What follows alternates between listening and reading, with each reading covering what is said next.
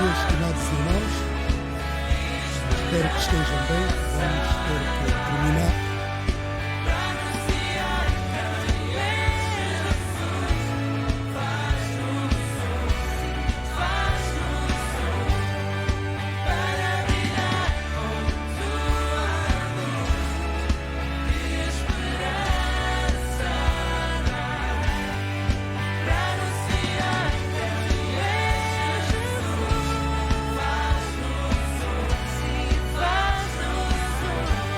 Faz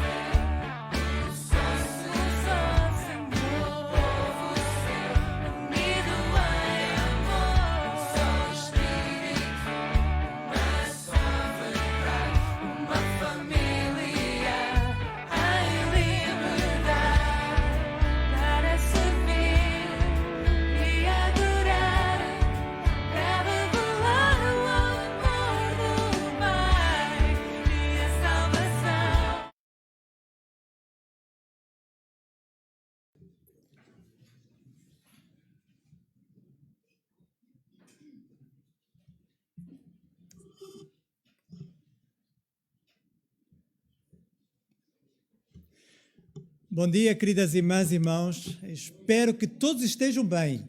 Eu sei que os irmãos queriam responder, então vão ter a oportunidade. Bom dia. Bom dia. Bom dia. Que bom é ouvir o vosso bom dia e ver pelo vosso rosto que exatamente está a ser um bom dia. Esse sorriso não engana, não é? E então que possa ser um bom dia, uma boa semana, que se possam deleitar no Senhor, que possam encontrar nele o prazer e a satisfação, porque se nós estivermos nele. Isso não quer dizer que não vamos passar por dificuldades, mas quer dizer sim, que Deus vai estar conosco, que Deus vai nos ajudar e que vai então dar-nos a vitória, porque nós não temos um Deus que possa estar condicionado. Nós temos um Deus que age em todas as coisas. E como disse o apóstolo Paulo, e sentindo profundamente isso, todas as coisas contribuem para o bem daqueles que amam a Deus, daqueles que são chamados por seu decreto. Todas as coisas. Independentemente de quais sejam, todas elas contribuem. E que se nós estivermos nele, então, nós vamos superá-las. E vamos, então, reconhecer, talvez na altura não, mas mais tarde, reconhecer que verdadeiramente aquilo contribuiu para o meu crescimento. Aquilo contribuiu para a minha comunhão com Ele. Aquilo contribuiu também para que eu pudesse ajudar outros. E é tão bom poder aqui estar convosco e quero saudar a todos os irmãos com a graça e a paz de Deus. Queremos deixar convosco algumas informações. Lembrar a nossa atividade na quarta-feira, que temos o culto de oração e estudo bíblico às 16 horas. Este é presencial, mas também temos um outro culto de oração e estudo bíblico às 19 horas online, para que aqueles irmãos que não podem estar presencialmente durante a tarde, às 16 horas, então tenham esta oportunidade de se juntarem a nós às 19 horas através do Zoom, e se forem ver na parte final do boletim, lá tem então o ID de acesso, assim como a senha. Lembrar aos adolescentes e jovens a reunião deles no próximo sábado, primeiro sábado, e lembrar que é no primeiro e no terceiro sábado que tem as suas reuniões, então, próximo sábado às 15h30. E sendo já domingo, o primeiro domingo de junho, então teremos a celebração da Ceia do Senhor. Mas há uma outra atividade que não está aí mencionada, mas que eu queria então referir. Tem a ver com a escola dominical para as crianças e júniores no próximo domingo, sendo no dia 1 o dia da criança. E reconhecendo nós que as nossas crianças estão em perigo, como o artigo assim o refere, quer por causa da ideologia de género, quer por causa da questão do abuso sexual, então achamos que seria pertinente ter esta classe para as crianças e para os júniores, que é falar sobre a questão da prevenção do abuso sexual, ou seja, aquilo que a minha esposa tem feito nas escolas. E ainda esta semana ela regressou de mais uma viagem aos Açores para ali poder estar a falar em várias escolas. Então faremos isso para então mostrarmos não apenas às crianças que o seu corpo é sagrado, mas também ajudar os pais a detectar alguma dificuldade que os seus filhos possam estar a passar, a fim de que possam, então, isso possa ser ultrapassado, possa ser prevenido. Então, será no próximo domingo. Os adolescentes e jovens terão a sua escola bíblica dominical aqui. Então, essas 3 classes vão se juntar aqui, enquanto que, então, as crianças e os júniores ficarão ali na sala dos jovens.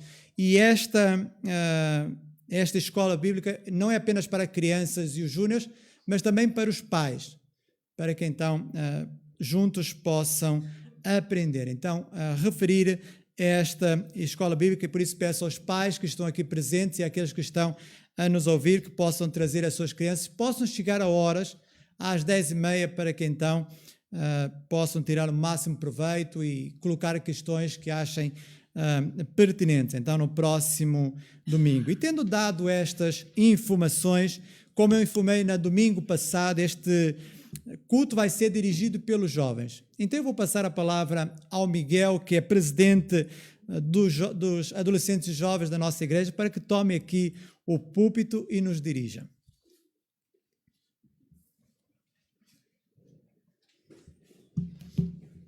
Bom dia, irmãos. Antes de mais, quero dar graças a Deus por mais um dia que Ele nos concedeu, por mais uma semana de bênçãos que podemos ter.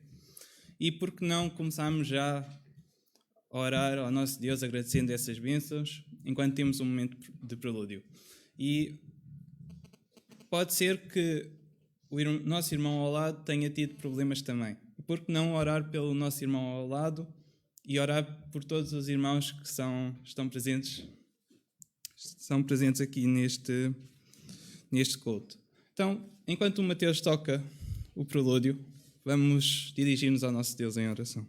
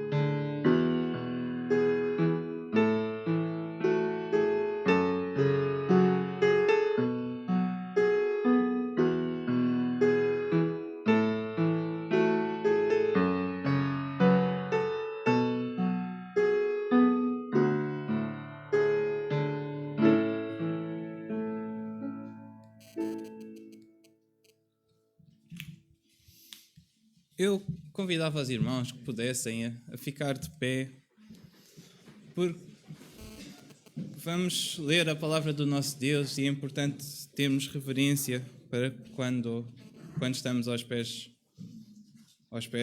da palavra do nosso Deus. Então, eu os convido a abrir no Salmo 117.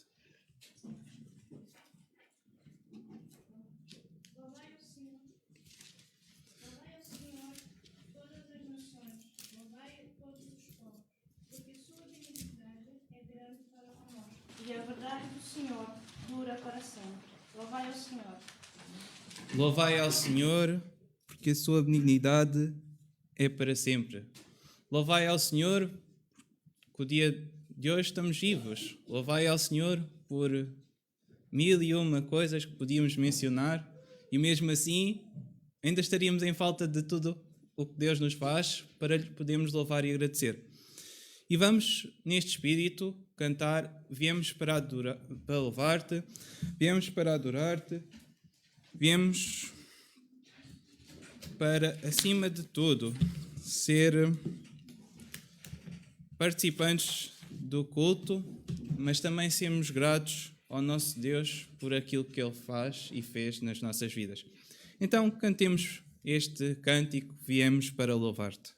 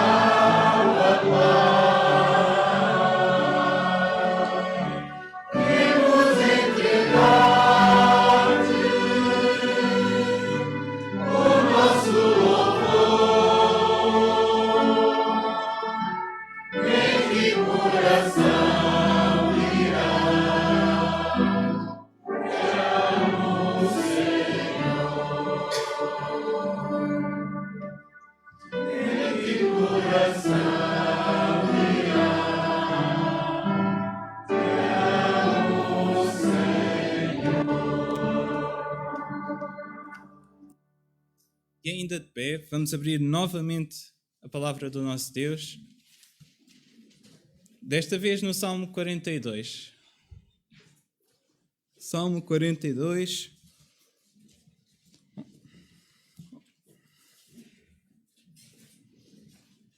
E diz o seguinte, a palavra do nosso Deus: como o servo brama pelas correntes das águas, e assim suspira a minha alma por ti, ó Deus. A minha alma tem sede de ti, do Deus vivo. Quando entrarei e me apresentarei ante a face de Deus? As minhas lágrimas servem-me de mantimento de dia e de noite, porquanto me dizem constantemente: onde está o teu Deus? Quando me lembro disto, dentro de mim derrama a minha alma, pois eu havia ido com a multidão. Fui com eles à casa de Deus, com voz de alegria e louvor, com a multidão que festejava. Porque estás abatida, ó minha alma, e porque te perturbas em mim? Espera em Deus, pois ainda o louvarei, na salvação da sua presença. Até aqui. E como este salmo diz, como o servo brama pelas correntes de águas, assim suspira a minha alma por ti, ó Deus. Quão bom é podermos dizer este desejo do salmista, que possamos ter a cada momento ser como o servo perto de águas. É porque tem sede, é porque quer estar próximo do nosso Deus. E por isso, vamos então cantar este cântico que diz como o servo anela por água.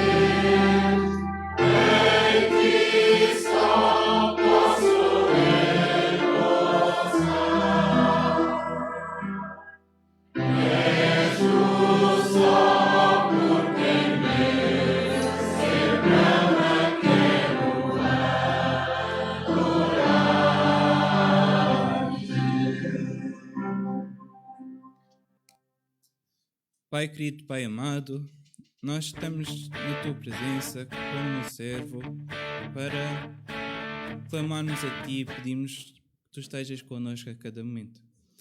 Nós precisamos de ti a cada dia e por isso pedimos perdão por aquelas vezes que não o fizemos e que devíamos ter feito, mas também por tu nos sustentares a cada dia e sabemos que mesmo nos momentos de dificuldade nós não estamos sozinhos, pois és tu que nos sustentas e nos guardas a cada momento. Nós estamos gratos a ti, Senhor, por este desejo que tu puseste no nosso coração de te servirmos, porque foste tu que nos chamaste e és tu que nos capacitas a cada momento. Pedimos que possas continuar a ser com este culto e que possas ser glorificado em tudo o que fizemos. Esta é a nossa oração, em nome do Senhor Jesus Cristo. Amém. Podem fazer o favor de sentar. E como é um culto dirigido pelos jovens, e para os jovens também não dizerem que sou só eu aqui à frente, então eu convidava os jovens que vão participar no jogral a juntarem-se aqui à frente para todos juntos, então, podermos dizer este jogral.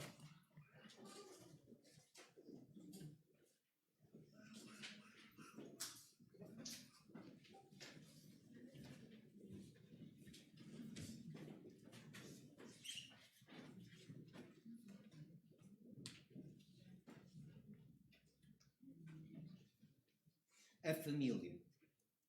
Antes mesmo do ser humano, Desde o início da criação, vemos que Deus, o soberano, planeou uma vida de relação. Para ser uma semelhança real de Deus, três partes em um só. para se tornar um ser relacional. O homem é formado desde o pó. Mas lá naquele belo jardim, entre toda a criatura formada, não havia semelhante a si. Igual ao homem, Não havia nada. Passa então por sono profundo, para que Deus possa trazer novo humano a este mundo, novo ser denominado mulher. os dois agora podem ouvir que se devem multiplicar. E a forma de a Deus servir é sobre a terra dominar.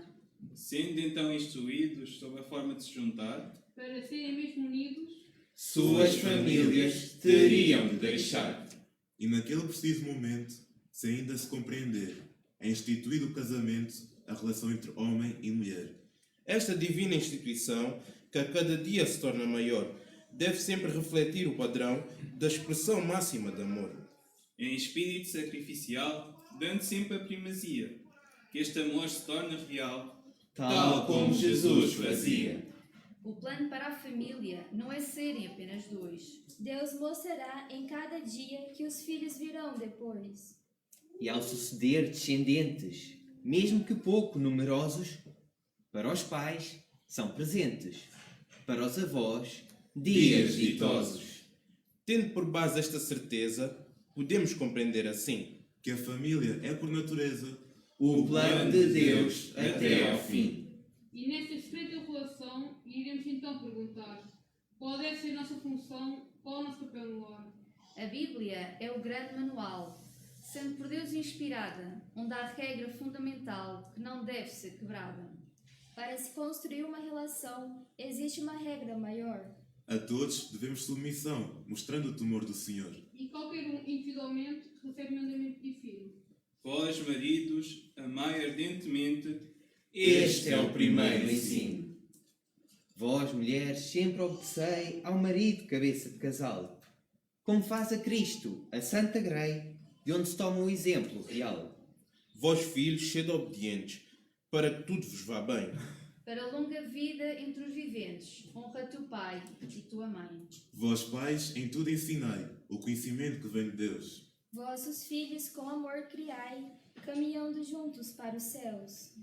assim vivendo cada dia, cada um poderá sentir plena paz e infinda alegria, por a ordem de Deus cumprir.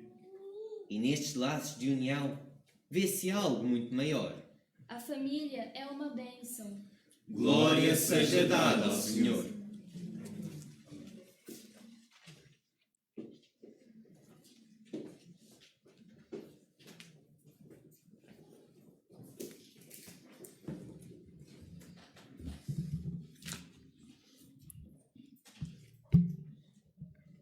em maio. Maio é o mês da família. Mas não é só a nossa família que nós falamos, que lidamos diariamente. Nós temos que ser cada dia uma vida consagrada ao nosso Deus. Temos que pedir diariamente: se minha vida, ó Deus de poder, que eu nunca perca a visão do teu ser. Se é noite ou dia, és minha luz, tua presença, meus passos conduz. E nós vemos isto a cada momento da nossa vida. E assim como vemos que Deus cuida de nós a cada momento, por que não fazer esse ato de amor entregando ao Senhor os nossos dízimos e ofertas? Não é para que algum irmão se sinta constrangido ou obrigado a vir aqui à frente, mas como um ato de amor ao nosso Deus, em serviço e adoração, possamos também entregar os nossos dízimos e ofertas enquanto vamos cantar este hino: Se é minha vida, ó Deus de poder.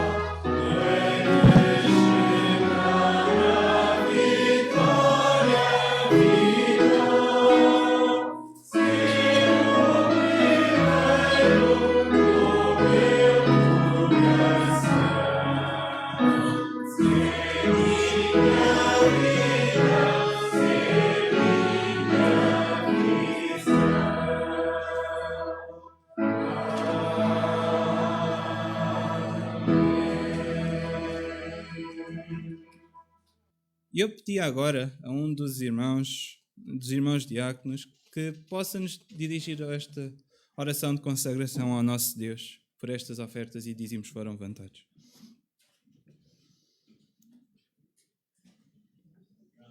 Senhor, por estar na tua presença nesta manhã. Agradecemos pela saúde, pela vida. Provavelmente o teu grande amor por cada um de nós, que morreram por Calvário para a nossa salvação. Agradecemos por aqueles que nos transmitiram a tua palavra e te pedimos por aqueles que hoje também te testemunham que Jesus Cristo é Salvador. Ajuda-nos cada um, Senhor, e à tua igreja, que cada um possa realmente olhar para ti, buscar a tua direção e possamos realmente, Senhor, conhecer o teu soberania sobre nós. Dirige e guarda-nos, sei que a tua palavra vai ser pregada, que o teu servo também vai dirigi-la, que tu possas ser com ele. Dirige-nos por cada um de nós. É o que pedimos nosso Jesus, nosso Salvador. Amém. Falaste sobre a família? Não vou ser eu. Não vou ser eu a falar da família, primeiro porque ainda não tenho autoridade para falar sobre isso, e depois porque é importante também nós ouvirmos falar de um pastor que tem um exemplo da sua família, que é o pastor Samuel Kimput, que está cá connosco.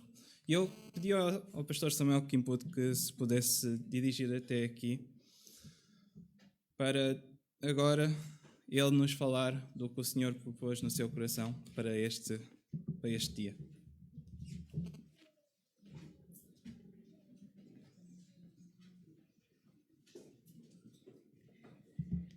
Bom dia. Bom dia. Sei que a Igreja da Amadora é a igreja viva, uma das mais vivas do país, portanto eu quero reafirmar e confirmar. Bom dia. Bom dia. É bom estarmos aqui reunidos como povo de Deus e dizer que Deus de facto é a nossa visão, é a nossa razão de ser, como acabamos de cantar. É um prazer muito grande regressar a esta casa e rever irmãos e amigos de longa data. Agradeço aos jovens, ao Miguel, também o convite e a confirmação, a aceitação do pastor e também de todos os outros irmãos. Então é um prazer, é sempre bom voltar a casa, rever amigos, irmão Sérgio, e não vou citar os nomes de todos, família Celeiro também. É sempre um prazer e rever a minha mana Margarida, não é? Já não nos víamos com tantas viagens. Mas é bom estar aqui, estou aqui com a minha família, também hoje foi possível estarmos todos, nem sempre é possível por condições lá de casa, mas foi possível estarmos aqui os 4, então é um prazer muito grande para partilhar com os irmãos. O tema da família é sempre um tema importante para a nossa própria identidade humana. E se os irmãos analisarem a Bíblia com cuidado, verão que praticamente o que Deus faz, Ele o faz no contexto de família. E quando Ele se relaciona com o ser humano, Ele usa exatamente a linguagem da família, até para falar da sua própria relação com o ser humano, como pessoa, com o ser humano como nação, como ser humano como alguém que estabelece uma relação com Ele. Por isso é que um dos temas ou dos conceitos mais destacados na Bíblia é apresentar-nos Deus como nosso Pai. E tudo isso tem a ver com o conceito de família, porque no fundo alguém é pai por ter filhos, não é? Os filhos no fundo acabam por ser os elementos que determinam a nossa própria identidade como pais, não é? Portanto, eu sou pai porque tenho filho. No fundo, os filhos são a razão de eu me chamar um pai. E isso é muito importante na perspectiva bíblica, porque Deus, sendo Ele o nosso Criador, quando Ele se relaciona com os seres humanos, para além de todos os conceitos relacionais, destaca-se essa relação de paternidade. No ministério de Jesus, foi um dos pontos de clivagem, quando Jesus identificou Deus como seu pai. Esse foi um dos pontos que irritou os religiosos daquele tempo. Disse, que é isso? Ele, ao chamar Deus de pai, ele está a identificar-se como filho de Deus.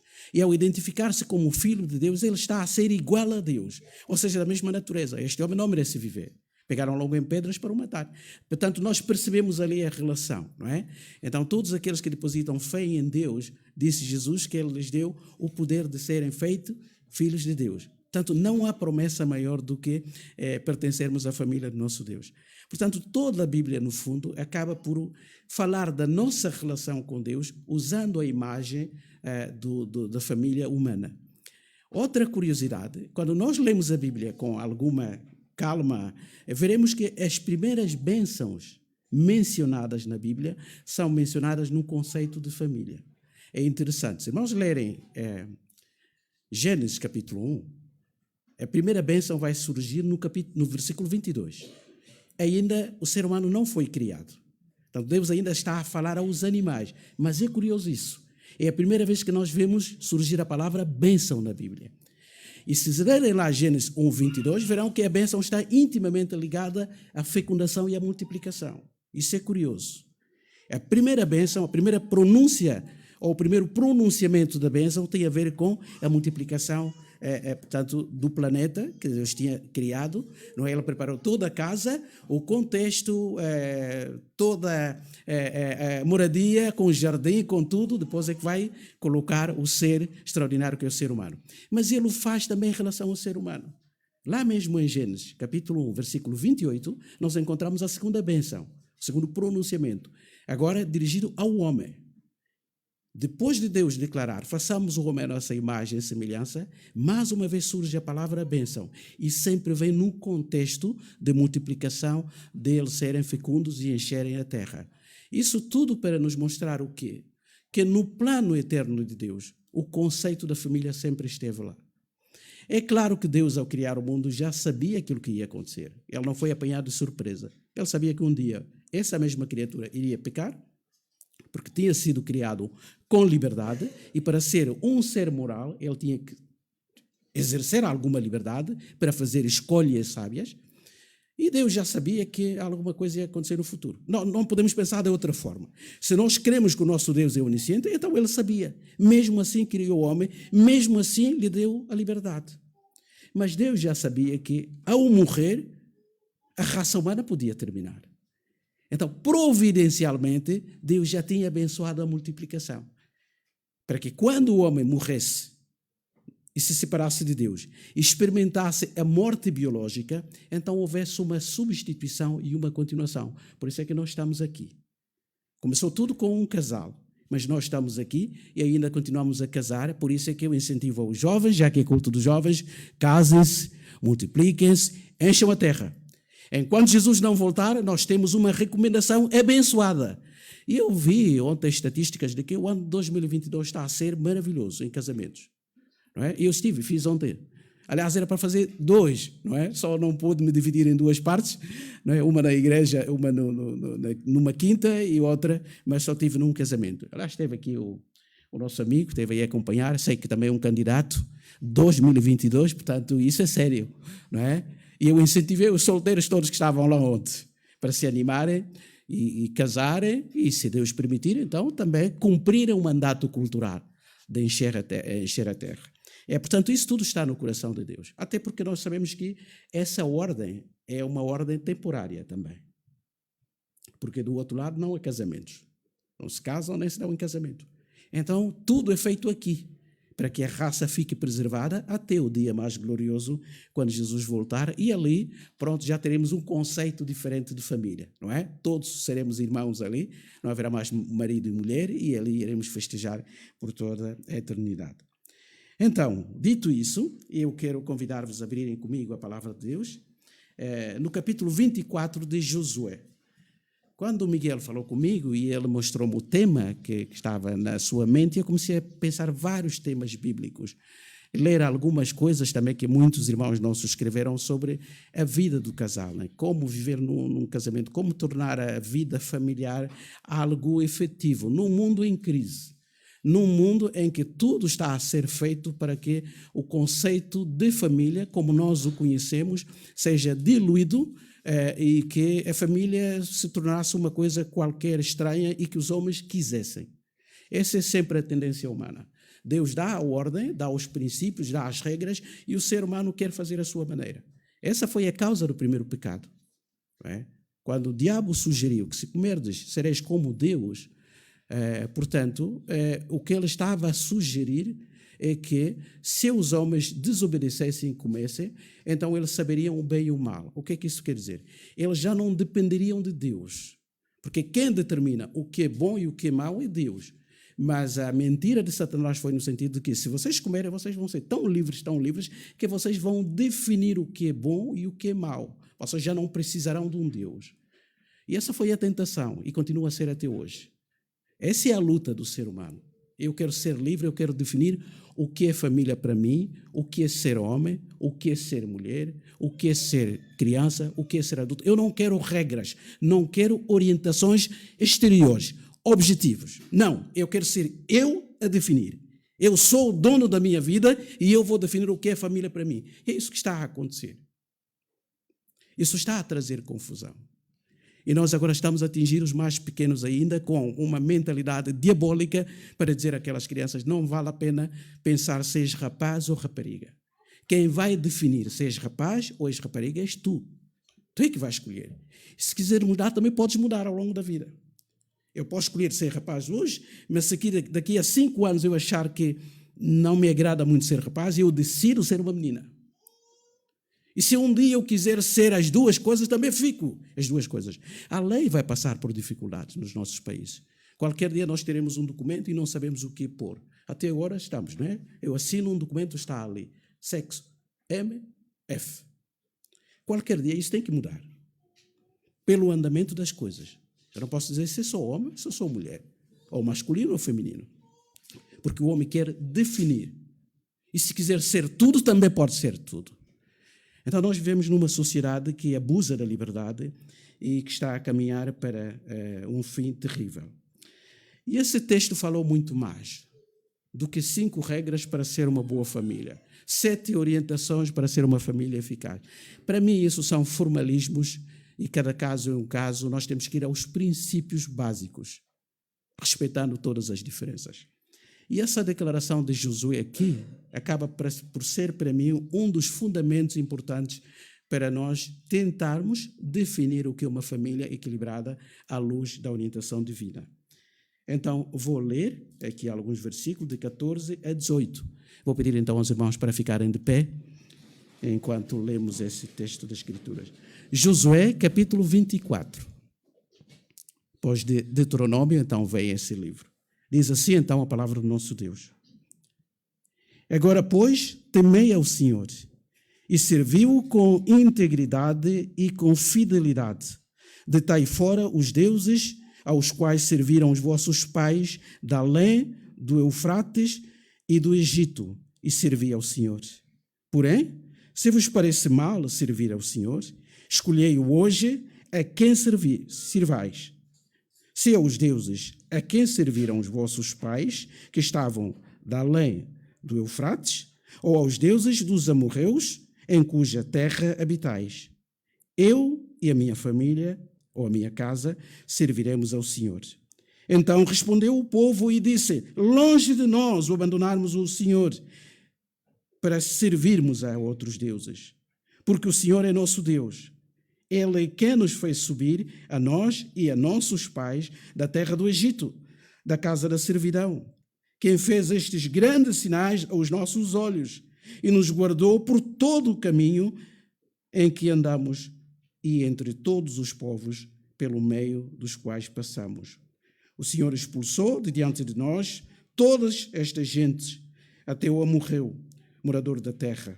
Portanto, nós também serviremos ao Senhor, pois Ele é o nosso Deus. Até aqui. Pai, nós te louvamos pelo teu grande amor por nós. Obrigado pela tua graça. Obrigado porque tu és o fundador da família. Tu és o arquiteto da família. Ajuda-nos a olhar para ti, para a tua palavra, para encontrarmos padrões e orientações que podem preservar as nossas famílias. Fala aos nossos corações, ó Pai Santo. Que o Espírito Santo se mova no nosso meio, toque as nossas mentes, os nossos corações, e que cada um de nós possa receber o recado que vem de ti. Abençoa a tua igreja aqui presente, capacita-me também a mim para transmitir a tua palavra com fidelidade. Essa é a nossa oração que fazemos de gratidão e de louvor. Em nome de Jesus. Amém. Podem sentar-se. Eu nasci numa família de 6 irmãos. Eram 4 meninas, depois nasci eu e mais tarde nasceu o meu irmão mais novo, que também que faleceu muito cedo. Portanto, em termos de experiência de ter um filho masculino, eu fui o primeiro. Por isso é que fui chamado Samuel, um filho pedido, e eu tenho alguma diferença de anos entre mim e a minha irmã mais velha que eu segui, enquanto que todas as outras irmãs só tinham um intervalo de 2 anos. Mas entre mim e a minha irmã mais velha, a mais nova de todas, nós temos um intervalo de quase 9 anos. E a razão é porque os meus pais já tinham decidido não ter mais filhos. Tiveram a primeira, tiveram a segunda, a terceira, a quarta, aliás, tiveram 5, uma também faleceu. E a minha mãe disse, pronto, já não quero ter filhos. Só que o meu pai sempre sonhou em ter um filho, um rapaz. Ele tinha uma convicção forte, um homem de fé. Se eu conheci na minha vida homens de fé, aquele homem tem que estar na lista de 4 homens que eu conheci de fé na minha vida.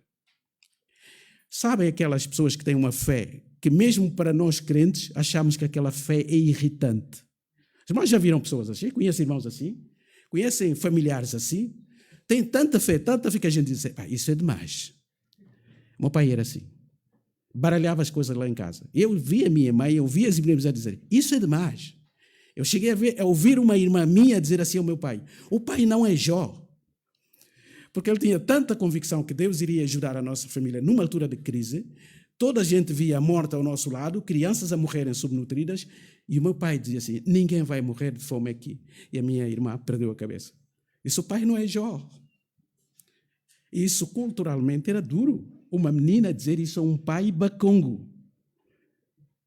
Não é? E ela respondeu com toda a calma do mundo: eu não sou Jó, mas o Deus do Jó também é o meu. Agora, eu trago essa conversa por quê? Porque eu era um menino lá, pedido, segundo o que ele me dizia. Não é? Porque passaram esses anos e veio uma senhora, para resumir a conversa, disse a minha irmã: não, vai ter um rapaz. A minha: não, toda a gente já disse isso, já tem 4, chega. Mas vai ter um rapaz. Depois eu nasci. Então eu era um menino lá em casa e eu tinha essa noção. Cada irmã queria me ter no colo. Não é? Eu tinha que escolher com quem iria ficar, não é? Fazia chantagem emocional. Não vou ficar contigo, vou ficar com aquela. E elas ficavam em atrito. E um dia desses, meu pai, numa conversa assim banal, e ele disse assim, que amava mais a Deus do que a mim. Agora, os irmãos, imaginem, uma criança que aprendeu a ser mimado lá em casa, é o menino do papá.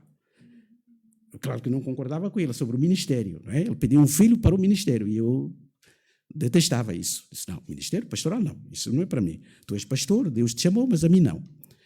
Agora, ouvir daquele pai que ele amava mais a Deus do que a mim, naquela minha idade, aquilo fez muita confusão. Disse: o quê, pai? Então o pai disse que eu sou seu menino, o Samuel pediu e tudo, mas aquilo fez-me confusão porque eu tinha pouco entendimento também.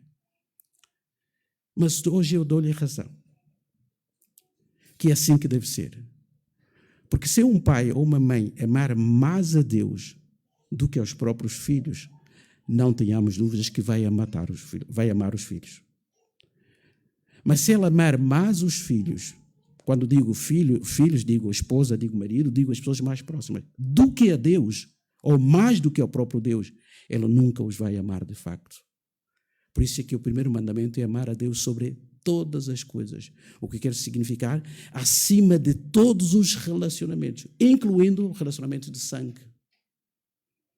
Só muito mais tarde que eu percebi o que é que o meu pai queria dizer, porque ele, como um homem muito sábio, inverteu a coisa. Um dia desse ele disse-me assim: Samuel, eu vou ficar muito alegre na minha vida se tu amares mais a Deus do que a mim. E foi o dia que eu percebi isso. Quê? Eu vou ficar muito mais alegre se tu amares mais a Deus do que a mim. E eu liguei as duas coisas e disse: agora percebi o que ele queria dizer. E guardei aquilo para mim até hoje.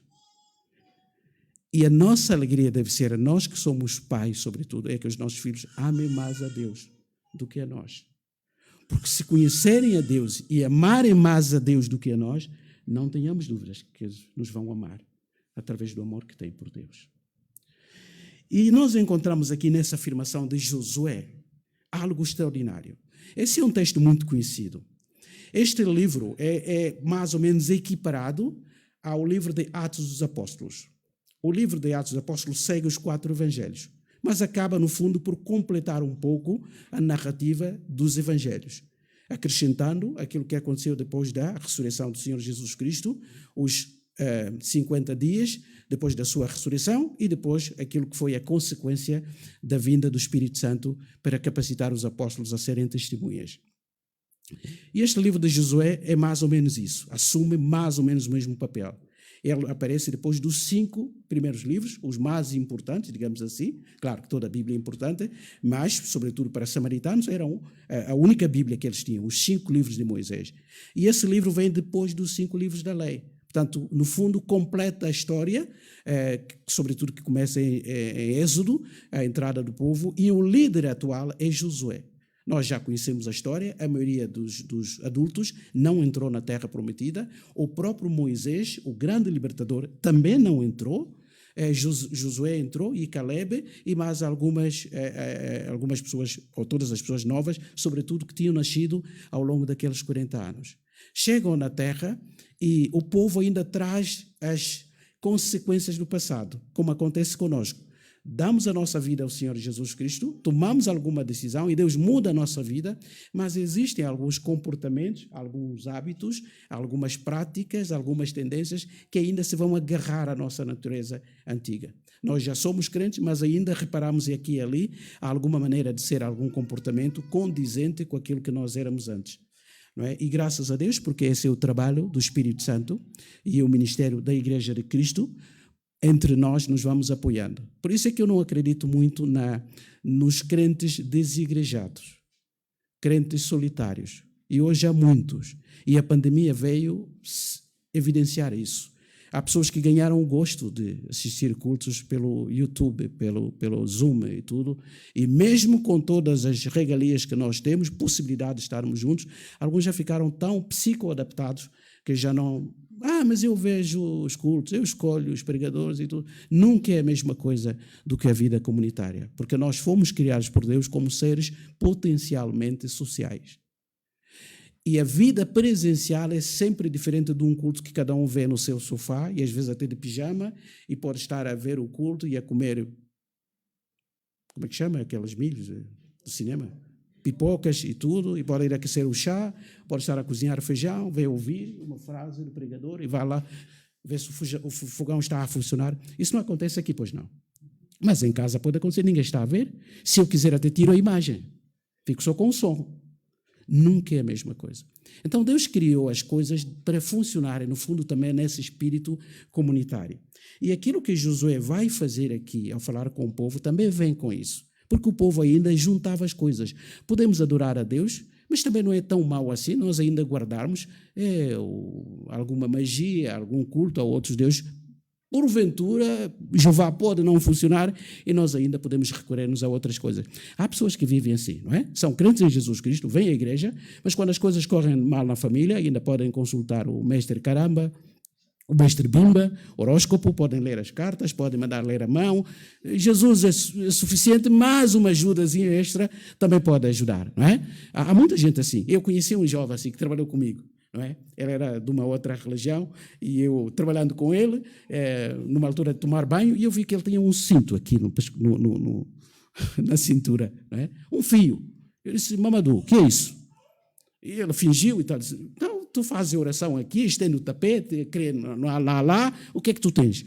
E ele deu uma resposta muito curiosa, nunca mais me vou esquecer. Disse: isso não é nada, isso é só para reforço. Eu disse: reforço? Então Alá não chega? Então há muita gente que tem reforço. E o povo também tinha o seu reforço. Só que Josué teve que tomar uma medida. Disse: é uma questão nacional. É uma questão de famílias.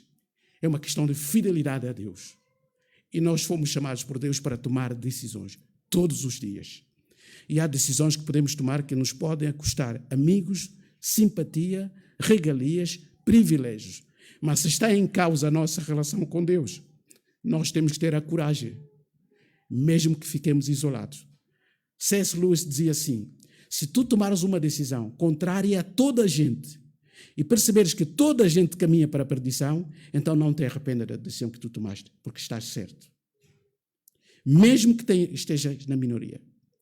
E Josué, como líder, ele teve que orientar o povo, mas ele vai fazer aqui algo interessante, que eu queria deixar rapidamente para os irmãos. No fundo, o que Josué faz aqui pode ser considerado uma declaração, porque é uma declaração de facto, mas também uma decisão. Uma declaração pode não ser uma decisão, mas aqui neste caso a declaração era também uma decisão. E para além de ser uma declaração e uma decisão, também era uma visão, uma manifestação de visão. Ele fez uma declaração, ela acabou por expressar uma decisão, tomar uma decisão e pública, mas ele também acabou por expressar ou tornar visível uma visão que ele tinha. E por fim, o que ele faz aqui também é um compromisso. Portanto, é uma declaração, é uma decisão, é uma expressão, uma manifestação de uma visão, mas também uma assunção de um compromisso. E no fundo é isso que devemos pensar quando pensamos em família. Agora reparem o que ele vai dizer. Ele chama o povo, todo o capítulo 24, no fundo, é a despedida de Josué. Não é? Ou pelo menos uma declaração solene. Ele está a despedir-se. Pouco tempo depois ele vai morrer. Mas ele quer que as pessoas saibam aquilo que ele pensa, aquilo que ele acha, aquilo que ele já decidiu e aquilo que faz parte do centro do seu coração, independentemente da reação do povo. Eu vou ter que dizer isso e vou dizê-lo em público. Reúnam todas as tribos, todos os líderes. Eu tenho uma declaração a fazer. Eu já tomei uma decisão na minha vida e eu quero tornar essa decisão pública. Não importa o que os outros vão achar. E eu quero expressar uma visão. Eu não sou eterno, como Josué, como líder. Moisés já morreu, eu também vou morrer. Mas eu quero expressar a visão que eu tenho de Deus e deste povo, do qual eu sou responsável. Mas também quero assumir hoje um compromisso. E vocês vão ter que fazer o mesmo. Irmãos, não há outra forma de vivermos uma sociedade como a nossa, em que a maior parte, ou as propostas mais dominantes, são aquelas que são contrárias à palavra de Deus. Às vezes nos sentimos tão incapazes, somos tão poucos. E quase que a maioria vai abraçando esses conceitos de família, de etc, etc. E nós nos sentimos perdidos, somos uma meia dúzia de pessoas. As figuras públicas mais importantes, a gente VIP, acaba por veicular a sua mensagem com facilidade e controlam todos os meios de comunicação. E eles passam a mensagem de que temos que rever o nosso conceito de família. E essa mensagem passa. E nós ficamos numa reunião como a nossa, é claro que é transmitida por internet, por isso é que temos que aproveitar esses meios também para mostrarmos que há uma visão diferente daquela que é veiculada no mundo. Eu não tenho dúvidas que se Josué vivesse em século XXI, em pleno ano 2022, ele faria essa declaração numa televisão, ou pelo menos no YouTube, por Zoom, para que não só o povo de Israel soubesse, mas os outros povos também soubessem qual é a convicção que ele tinha.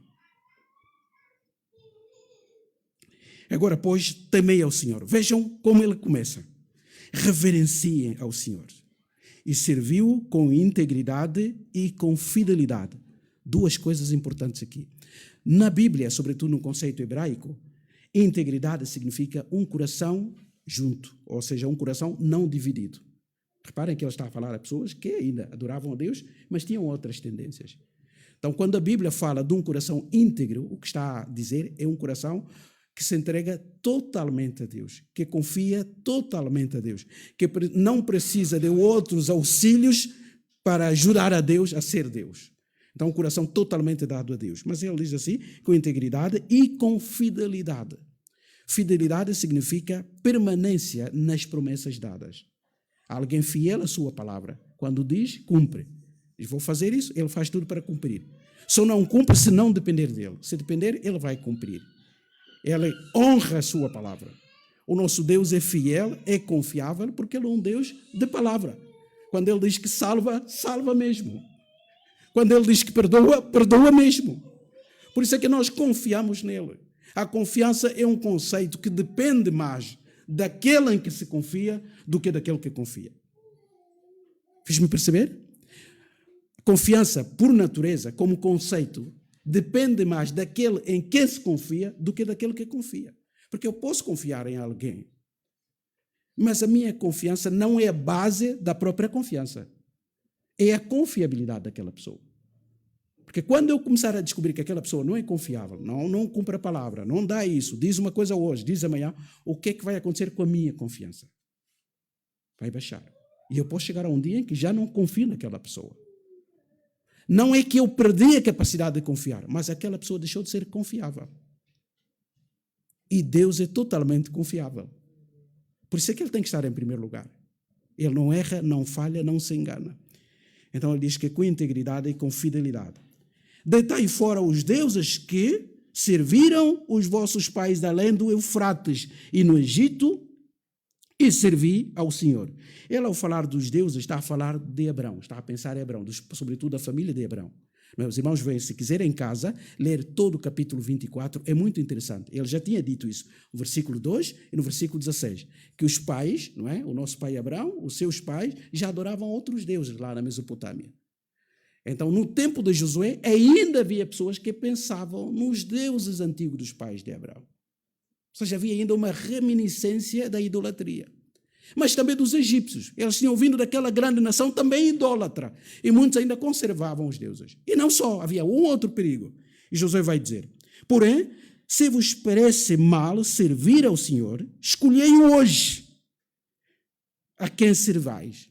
Portanto, é uma decisão e é um compromisso. Josué está a dizer, hoje tem que haver uma assunção de compromisso. Eu quero escolha. Agora, um bom líder nunca manda os outros escolher sem que ele próprio já tenha feito uma escolha. Quando um líder diz, pensa em vocês, e nós perguntamos, e o senhor já tomou uma decisão? Ainda não. Esse não é um bom líder. Um bom líder pode perguntar a opinião dos outros, mas ele tem uma opinião. Boa ou má, ele tem. Aceite ou não, ele tem. Ele sabe. Então, quando desafiar o povo, se surgir alguém curioso e dizer assim, e tu já pensaste no assunto? Um líder bom vai dizer assim, já pensei. E nunca esconde a sua opinião. Ele vai ter que dá-la. E Josué vai fazer a mesma coisa. Escolheu hoje, não amanhã, hoje, porque é um compromisso. A quem servais? Se aos deuses a quem serviram os vossos pais, que estavam além do Eufrates, ou dos deuses dos amorreus, em cuja terra habitais. Eles eram politeístas escondidos. Aparentemente adoravam um único Deus, mas ainda buscavam reforço. Havia esse perigo do reforço. Passado, mas também presente. Eles conquistaram Canaã, já havia povos ali que tinham os seus deuses, os seus cultos. E Jesus está a dizer, mesmo nessa terra, eu sei que a tendência é de copiar, é de adorar a outros deuses. Vocês vão ter que fazer uma escolha, e essa escolha tem que ser conhecida hoje.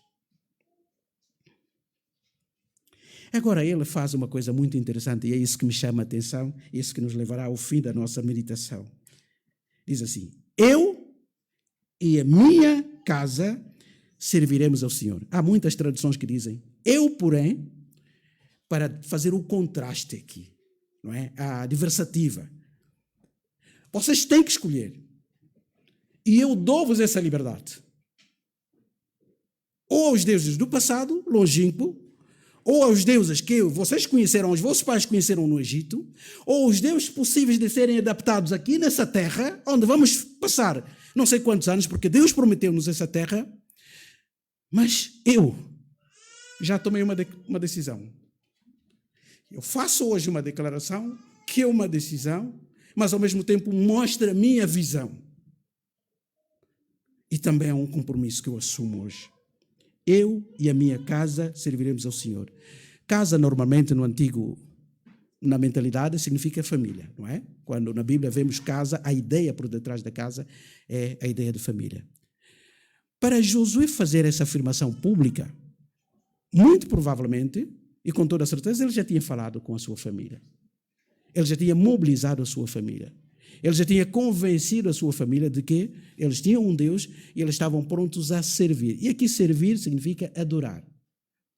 Irmãos sabem que há muito, sobretudo na língua inglesa, é muito mais clara do que em português, não é? Service. Quando nós vamos ao culto, os ingleses dizem, vamos ao Sunday service, porque culto é serviço. E no fundo é isso. Logicamente, o culto é um serviço a Deus. Então, quando ele diz que serviremos ao Senhor, está a dizer adoraremos ao Senhor. E a ideia aqui é adoraremos só ao Senhor. Portanto, há uma ênfase no hebraico aqui, para mostrar que nós definimos e nós já decidimos, é uma declaração pública que eu faço e não sei como é que o povo vai reagir, se vai embora, vai fugir da minha liderança, eu não quero saber. Eu e a minha família serviremos ao Senhor. Amados, essa é a declaração que temos que fazer numa sociedade como a nossa. Vocês podem me prestar, podem me sugerir outros modelos de família, de pai, de mãe, de paz, de rapariga, de filho. Eu tenho um modelo no qual confio. Mesmo que nos chamem de ultrapassados, de radicais, de quadrados, não me interessa. O modelo do meu Deus, que criou a família, que abençoou a família, é o melhor de todos. Prefiro passar vergonha, prefiro passar do lado da minoria, do que trair essa convicção. Por isso é que nós devemos fazer como Josué fez, devemos declarar isso.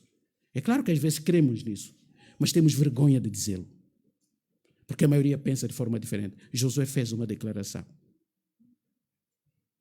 Nós ficamos naquele meio termo. Não, Josué tomou uma decisão. Nós temos, eu creio assim, mas também aceito outras propostas e vamos... Não, Josué tinha uma visão.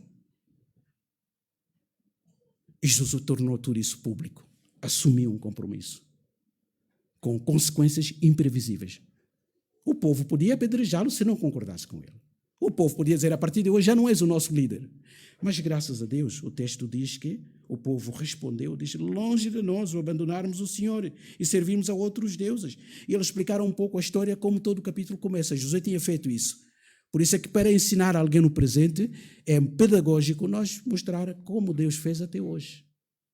Nossos filhos, Deus já fez isso na nossa vida. Igreja da Amadora, vejam a vossa história, vejam o que Deus já fez nessa igreja.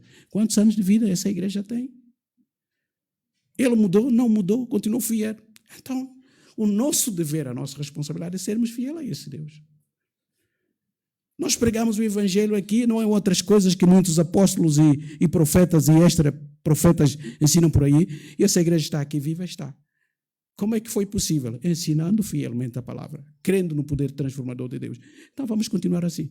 Mas aqui a igreja ao lado faz outra coisa. Tem cultos de expulsão. Alguém passou uma vez, eu estava ainda em Sete Rios, eu lembro muito bem, alguém passou lá e disse, pastor, essa igreja, eu conversei com ele rapidamente, disse, o senhor também faz, como é que ele perguntou? Faz libertação. Disse, fazer libertação? Eu disse, não, eu não faço libertação. Cristo é que liberta. Mas eu estou à procura de uma igreja onde há libertação. Libertação. Não, nós temos que saber em quem cremos, o que queremos, é aquilo que fez a diferença na nossa vida. E termino para dizer que o povo respondeu positivamente, contou um pouco a história, concordou com Josué, disse que o Senhor expulsou diante deles todas as outras coisas, então chegaram à conclusão, nós também, portanto, serviremos ao Senhor. E por quê? Porque eles dão uma razão. Porque Ele é o nosso Deus. Para mim é a conclusão das conclusões. Por que é que nós temos que fazer isso? Porque nós confiamos em Deus. Mas por que é que esse Deus é tão importante para condicionar as vossas escolhas? Porque Ele é o nosso Deus. Amém? Amém? E nós não queremos ter outro. Que Deus abençoe as nossas famílias. Que nos aproxime desta palavra aqui. Família é aquele conjunto que começa com 2 pessoas. Podem chegar os filhos, como também podem não chegar. Mas isso não diminui em nada o conceito bíblico de família, que é a partir de 2 pessoas. E nós queremos dizer a esse mundo que nós ainda cremos no conceito de família que esse livro nos apresenta. Que Deus nos abençoe. Vamos terminar com uma palavra de oração. Pai, nós te louvamos pela tua graça, pelo teu amor. Obrigado porque tu és um Deus que nunca falha. E nós não temos razões para não sermos fiéis a ti, porque tu tens sido fiel. Ajuda-nos nas nossas lutas, nas propostas que o mundo apresenta. Ajuda-nos a criar os nossos filhos no teu caminho. Ó Pai, que os nossos filhos te possam amar a ti acima de todas as coisas, porque se o fizerem também nos vão amar a nós. E ajuda-nos a mostrar aos nossos filhos também que tu tens o lugar principal nas nossas vidas. E se o fizermos, eles também te vão conhecer. Abençoa a tua igreja aqui reunida, guarda-nos ao longo desta semana e faz de cada um de nós testemunhas vivas de Jesus Cristo numa sociedade pós-cristã e que virou as costas ao seu Deus. Esta é a nossa oração que fazemos de gratidão e de louvor. Em nome de Jesus. Amém.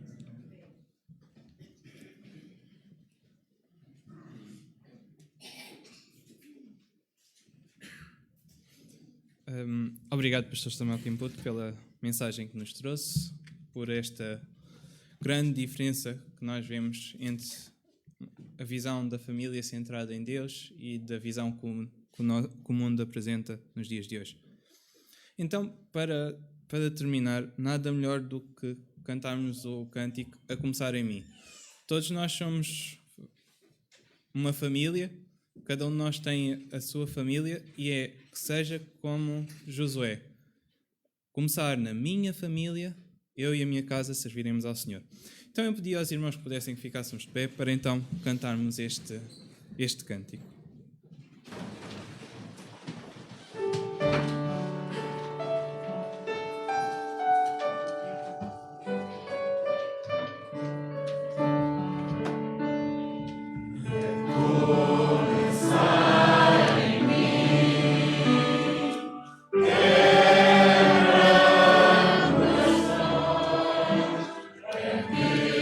Sejamos todos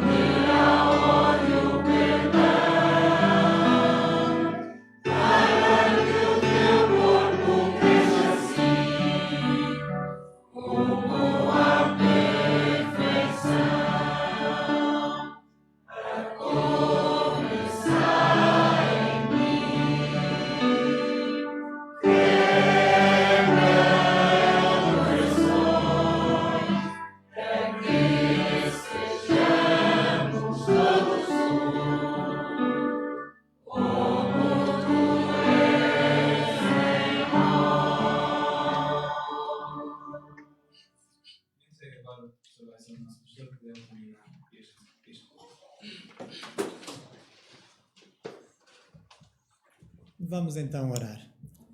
Senhor nosso Pai, nós queremos pedir, Senhor, que aquilo que acabamos de cantar se torne uma realidade nas nossas vidas.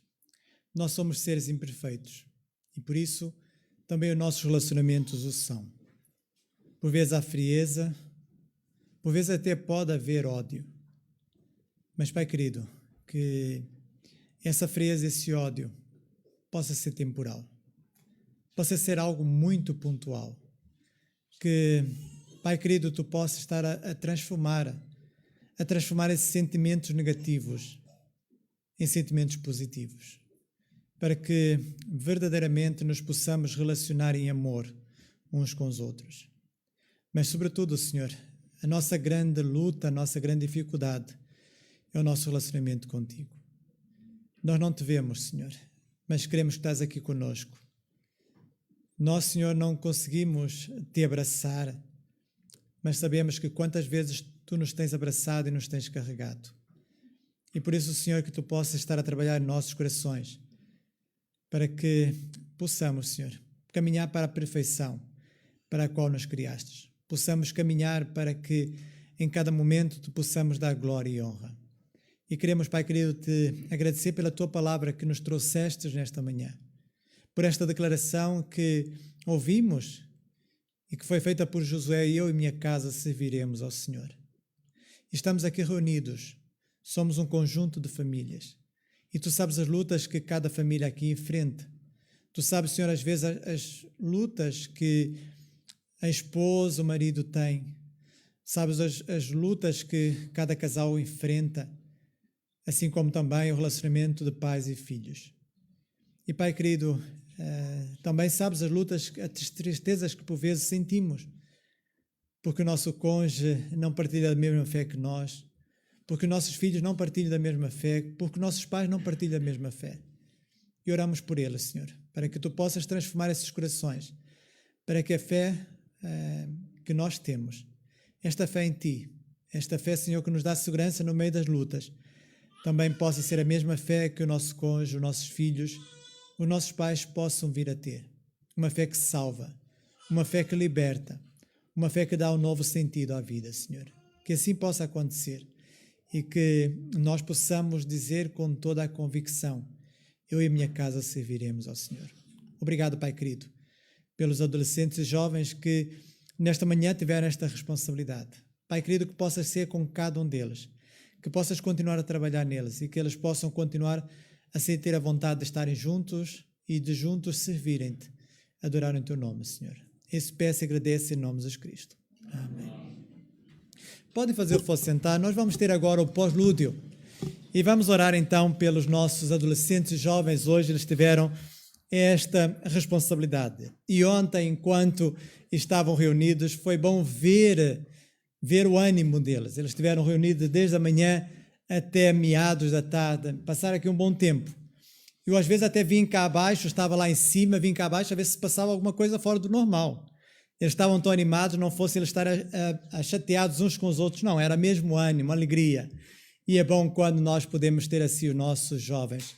Então, dou graças a Deus pelos adolescentes e jovens que temos e oro para que Deus possa continuar a conduzi-los e que eles possam continuar a ser uma bênção nas mãos do Senhor. E aqueles que não tiveram a oportunidade de estar, não percam, perderam ali uma boa fartura de ânimo, que na próxima vez também possam estar e possam partilhar. Então, vamos orar. Vamos aproveitar então o tempo do pós-lúdio e quero agradecer ao pastor Samuel, à família que está conosco por poderem partilhar este tempo e a todos os mais irmãos que nos estão a visitar, que se sintam em família conosco e que possam então cultuar ao Senhor.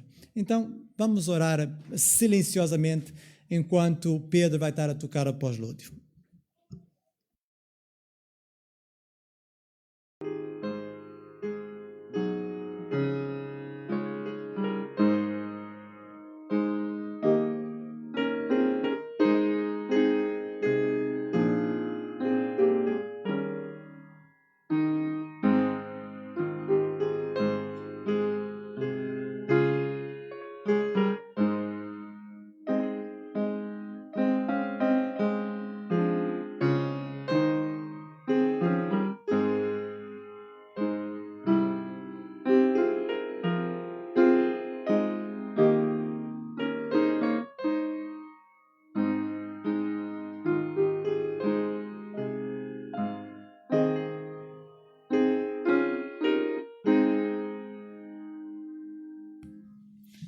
Continuação de um bom dia a cada um dos irmãos, uma boa semana e que Deus a todos nós nos abençoe.